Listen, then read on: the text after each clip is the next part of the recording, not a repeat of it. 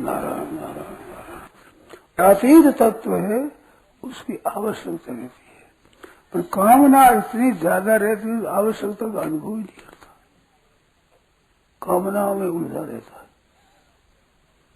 वास्तव कामना है, उसको आवश्यकता समझ लेता है, कामना पूर्ति को ही आवश्यकता की पूर्ति समझता है, तो उसको कभी भी शांति नहीं मिलेगी, कामना की पूर्ति कभी होगी नहीं। कितना ही धन मिल जाए, कितनी संपत्ति मिल जाए, कितना ही पद मिल जाए, कितना ही आश्वासन मिल जाए, कितनी प्रशंसा हो जाए, परंतु कामना की पूर्ति नहीं होगी। कारण के कामना अशुद्ध विषय है, नाशवान की है, तो नाशवान की पूर्ति कैसे हो? वो तो नष्ट हो जाती है। आवश्यकता अविनाशी की है, परमात्मा तत्व की है, तो जब तक कामना ज्यादा रहती है, आवश्यकता जागृत नहीं होती। और एक आवश्यकता जागृत हो जाए तो आवश्यकता जागृति मात्र से कामना मिट जाती है, आवश्यकता पूर्ति हो जाती है। ऐसी लक्षण कामना मिट जाती है और आवश्यकता पूर्ति हो जाती है, फिर किसी तरह की कोई इच्छा नहीं रहती। वो सर्वथा निष्काम निरुद्ध हो जाता है, तृप्ति हो जाती है सदा के लिए, सदा के लिए। तो आवश्यकता की जागृति हो जाए, जिसमें कामना की निवृत्ति हो जाए। मन नाशवान को नहीं चाहते। एक आश्चर्य की बात है, बहुत आश्चर्य की, कि जिसको हम समझते हैं कि नाशवान है, उसी की कामना करते हैं। और संसार में संबंध जोड़ते, उसी से जो संबंध नहीं रहता है, नहीं रहेगा, नहीं रह सकता, उसे संबंध जोड़ते हैं। और जिसका संबंध है वो दूर हो नहीं सकता, आप दूर कर नहीं सकते, वो दूर हो नहीं सकते, उसकी आवश्यकता है, उसकी आवश्यकता अनुभव ही नहीं करते। उसकी आवश्यकता अनुभव करने मात्र से प्राप्ति हो जाती है उसकी, ऐसे लिख सकता है, क्योंकि वो है और कामना उसकी तो नहीं है। अब नहीं है तो मिलेगा क्या? नहीं मिलेगा क्या मिलेगा? किसी की कभी कोई भी कामना पूर्ति नहीं हुई, कभी भी किसी की भी। आवश्यकता पूर्ति बहुतों की हुई है और अब भी हो सकती है। आवश्यकता की पूर्ति में कामना ही बाधक है, असली कामना केवल बाधा के सिवाय कामना में कोई फायदा नहीं, केवल बाधा ही बदलेगी और कुछ लाभ नहीं है।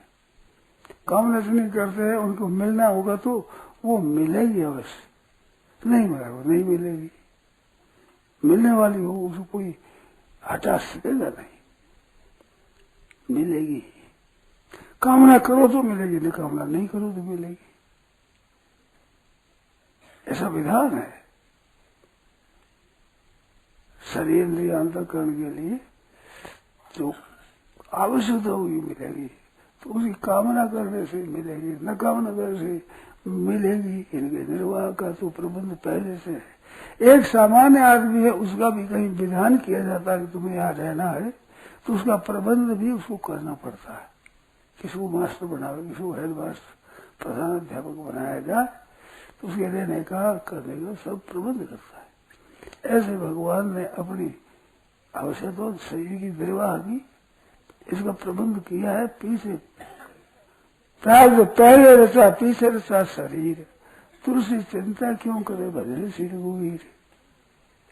पहले रचा पीछे रचा शरीर, तो शरीर के लिए जो है कामना की जरूरत नहीं, वो कामना की जो शरीर के लिए आवश्यक है वो आपको पूरी हो गई। प्रारंभ पहले रचा पीछे रचा शरीर। दादू दुनिया बावड़ी सोच करे है गली, रोटी जैसी राम जी दोपहर पहले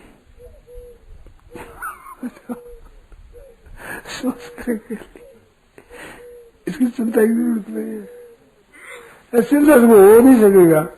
वो दूरी मिले दूरी मिलेगी, सोरी मिले सोरी मिलेगी, वो जैसे मिलेगी वैसे मिलेगी।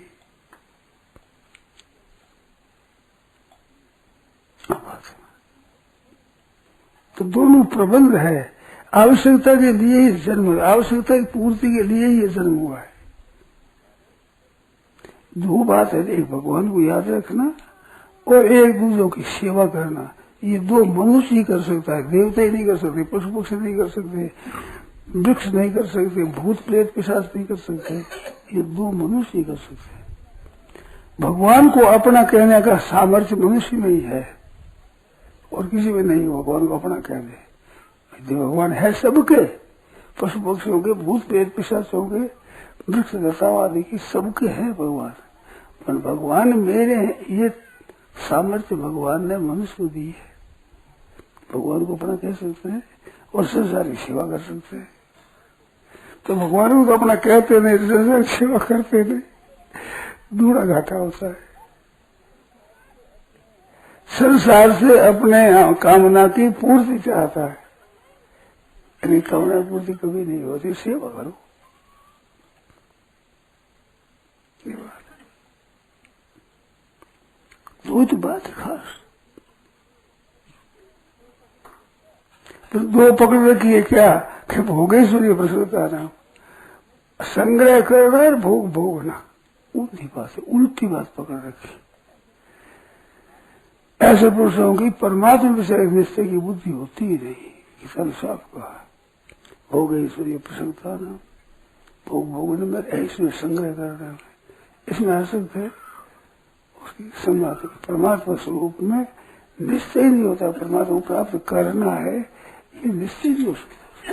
समाधि न भी नहीं है, ऐसा बात है। निश्चय नहीं कर सकता तो प्राप्त कैसे होगी भाई?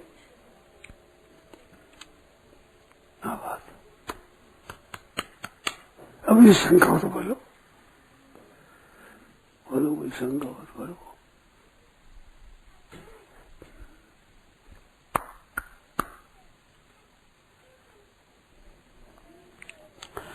जय सीताराम सीताराम सीताराम,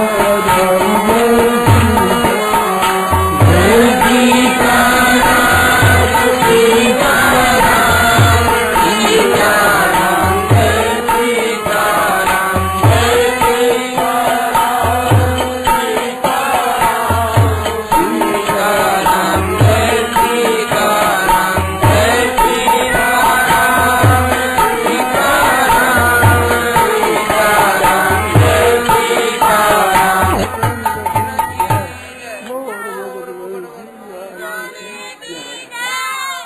नारायण नारायण नारायण। राम। यह प्रवचन श्रद्धेय स्वामी जी श्री राम सुखदास जी महाराज द्वारा 9 सितंबर 1990 सायंकाल लगभग 4:30 बजे बीकानेर में हुआ। राम।